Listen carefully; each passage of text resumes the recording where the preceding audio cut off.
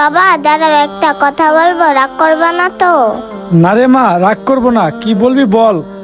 বাবা আজকে না আমার ইফতারিতে তরমুজ খাইতে ইচ্ছা করতেছে।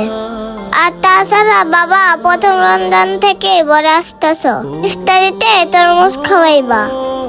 হ্যাঁ রে মা, বলছিলাম তো, কিন্তু আমি কোনো কিন্তু মিন্তু শুনবো না, তুমি আজকে ইফতারিতে তরমুজ খাওয়াইবা।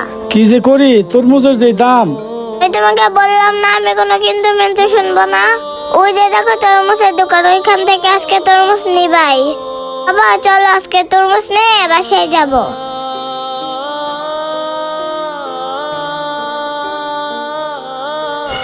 কি ব্যাপার ভাই, কিছু বলবেন? হ্যাঁ ভাই, একটা তরমুজ নিতাম। আমার মেয়েটা না আমার কাছে তরমুজ খেতে যাইতেছে। তরমুজের কেজি কত কইরা? ভাই আপনি যদি তরমুজ নেন তাহলে 60 টাকা করে রাখা যাবে। ভাই তরমুজ 60 টাকা কেজি, একটু কম রাখা যায় না ভাই? না ভাই, এটি সাতক্ষীরার অনেক মিষ্টি তরমুজ, 60 টাকা কেজি নিচে দেওয়া যাবে না। আপনি যদি নেন তাহলে 60 টাকা কেজি নিতে হবে। আর তরমুজগুলো ভিতরে অনেক লাল হবে। আচ্ছা ঠিক আছে ভাই, দেখি আমার কাছে কয় টাকা আছে।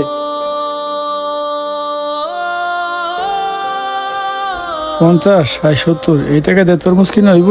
লোকটাকে দেখে মনে হইতেছে লোকটা অনেক অসহায়। ভাই আমার কাছে তো বেশি টাকা নাই, আমার কাছে 1 কেজির টাকা আছে, আমাকে 1